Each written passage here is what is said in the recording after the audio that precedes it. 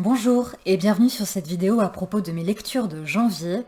Je vais vous présenter des romans contemporains, des classiques, un thriller, un policier et je finirai par un petit peu de poésie pour changer. Je vous souhaite un bon visionnage et c'est parti.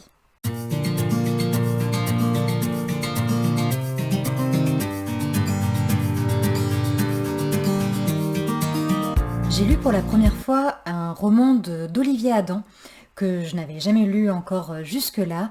C'est Je vais bien, ne t'en fais pas.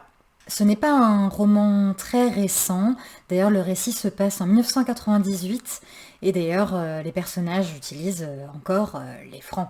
On suit Claire, une jeune femme caissière dans un Shopee, qui n'a pas fait d'études après le bac et donc qui se retrouve dans une situation où elle est plutôt pauvre et surtout elle n'a pas de perspective d'avenir. Sa condition la fait souffrir et d'ailleurs elle essaie toujours de fréquenter les autres de son âge, mais en fait ils sont très dédaigneux, la plupart sont étudiants et ils critiquent son manque de culture, sa situation et bon. Il y a quelque chose que j'ai trouvé très intéressant, c'était la façon dont Olivier Adam traite la question du rapport entre les jeunes hommes avec une jeune femme qui en plus est dans une situation précaire et pas facile. Ces jeunes hommes sont en fait absolument libidineux et vont utiliser Claire comme une sorte d'objet voilà, à prendre, à jeter. La pauvre, elle en fait vraiment les frais. Et je trouvais ça particulièrement bien présenté, bien décrit par l'auteur. Et c'est très révélateur d'une certaine réalité.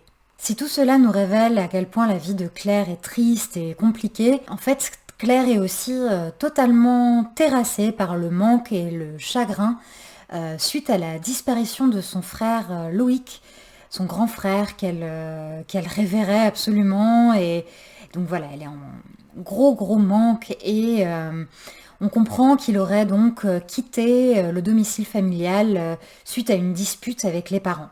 Bref, je n'en dirai pas beaucoup plus parce que c'est un livre très très court qui se lit vraiment très très bien, très accessible. Bref, c'est vraiment à lire, c'est touchant, c'est émouvant et en plus ça dénonce pas mal de choses. J'ai constaté que beaucoup qui avaient vu le film, parce que le livre a été adapté en film peu de temps après, beaucoup de ceux qui ont vu le film avant de lire le livre ont été déçus par le livre. Ce n'est pas mon cas, j'ai pas vu le film. En tout cas, je trouve que le livre, voilà, le livre m'a plu, m'a intéressé, et donc si vous n'avez pas encore vu le film, commencez peut-être par le livre qui se lit en quelques heures. J'ai lu avec une profonde émotion J'écrirai le printemps d'Isabelle Augereau. C'est un roman qui est paru en 2024 chez un petit éditeur, une petite maison d'édition que je ne connaissais pas, Christophe Chaumont éditeur. L'autrice nous propose un récit d'amour éminemment poétique entre un homme, plutôt jeune homme, qui vit à Honfleur, mais la nuit qui veille aux falaises d'Étretat dans une petite cabane. Et donc c'est l'histoire entre lui et une femme, une jeune femme, qui elle est parisienne et qui est en séjour de vacances à Honfleur et qui elle est moins rêveuse dans le sens qu'elle est plus marquée par le monde du travail. Toutefois, de la manière la plus douce et la plus délicate qu'il soit, ces deux êtres vont être aimantés l'un par l'autre. Et c'est dans la contemplation de la nature que leur histoire d'amour va s'écrire. L'autrice nous emporte avec poésie, que ce soit à travers le style ou avec les personnages ou le décor, dans un monde d'une telle beauté et absolument sans aucun artifice que j'ai ressenti un immense bien-être. Ce livre est un coup de cœur, vraiment. Je vous invite vraiment à vous le procurer si ce que j'en dis vous parle. J'ai lu pour la première fois la chroniqueuse judiciaire Pascale Robert-Diard qui a publié en 2023 un roman qui s'appelle La Petite Menteuse.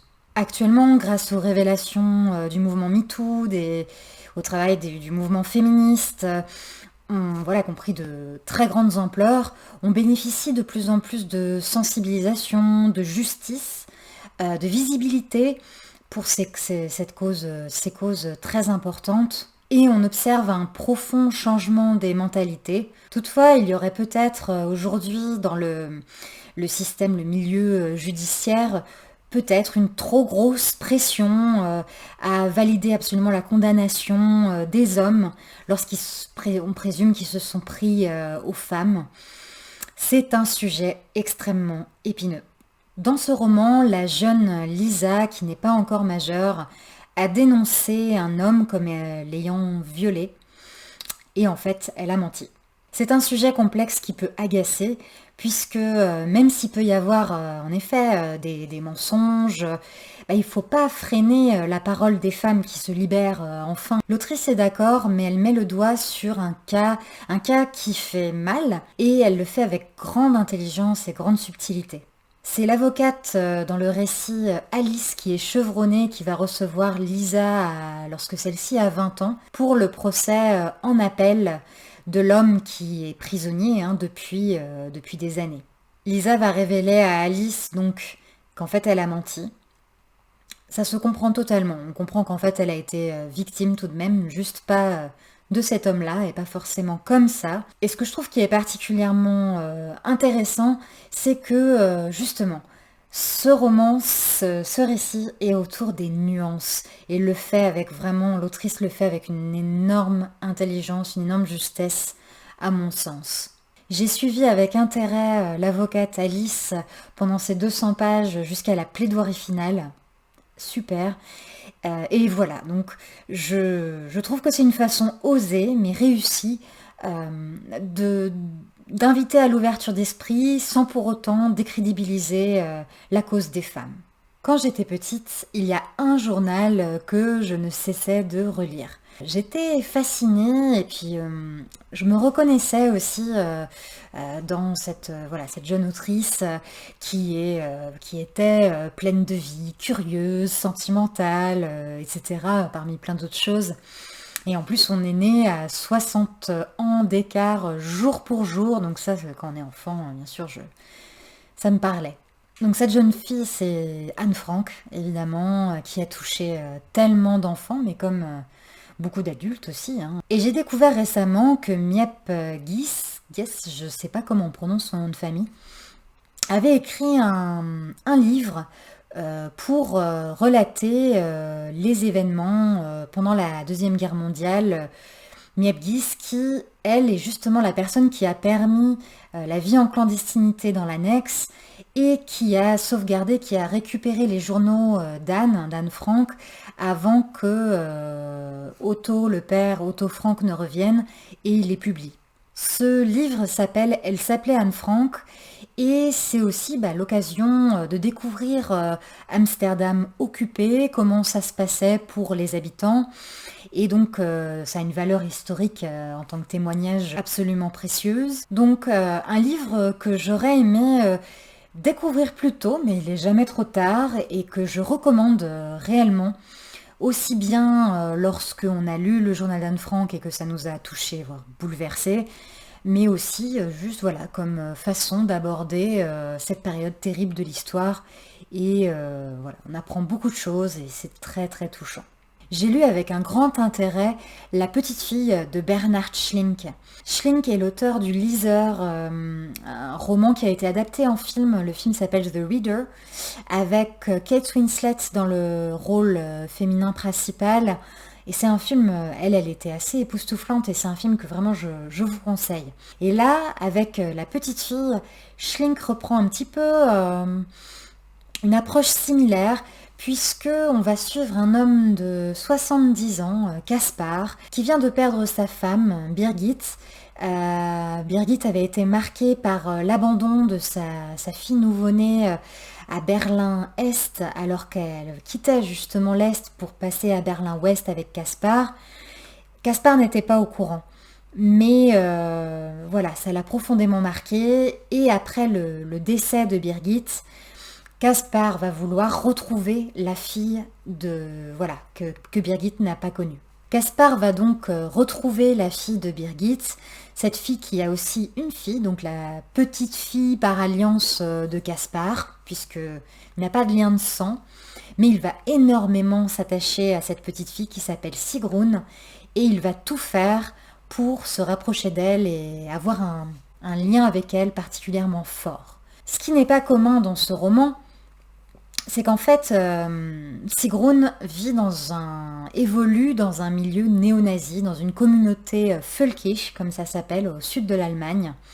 Et bien sûr, Caspar ne partage absolument pas ces idéologies-là, au contraire, mais il est très attaché à elle, malgré tout, vraiment très attaché, et il va voir si peut-être il peut avoir un impact sur sa petite fille, sur Sigrun. Il y a des passages qui m'ont mis un petit peu mal à l'aise, mais il n'y a pas de manichéisme, il n'y a pas... Et finalement, j'ai trouvé ça très très intéressant, surtout que Schlink va introduire, un petit peu comme il avait fait avec le liseur, l'art, la culture, pour montrer que peut-être, à travers la musique classique, la littérature, peut-être on peut faire un pont entre les êtres, au-delà des idéologies, et pour mieux aussi faire évoluer les mentalités. Je n'en dirai pas plus. En tout cas, je trouve que c'est vraiment un roman à lire, à découvrir. Moi, j'ai beaucoup apprécié. Première fois que je lisais ce grand auteur classique, Anatole France, et je l'ai découvert avec Les dieux ont soif. Le roman est tout à fait accessible et donc nous plonge dans la période de la terreur, en pleine Révolution française, avec Gamelin, un jeune homme très pur, très humain, qui a aussi des convictions politiques extrêmement profondes et qui va se retrouver juré de la commune et donc finalement aussi celui qui prend des décisions, notamment qui décide de la mort des citoyens. Et il le fait, ce qui est étonnant vu sa personnalité, et il le fait en plus avec conviction. Donc fanatisme, manichéisme, il y a des choses qui peuvent nous paraître, je trouve, complètement surréalistes, complètement absurdes, et pourtant ça a vraiment existé, et c'est important, je trouve, maintenant même, de lire des choses qui nous révèlent aussi pas mal d'éléments sur les humains. Anatole France nous propose, hors Gamelin, toute une palette de personnages qui sont vraiment très travaillés, très complets, et bon, pour la plupart, ils connaîtront un sort funeste. Mais voilà, j'ai vraiment apprécié l'écriture, comment Anatole France nous présente cette histoire, ce récit.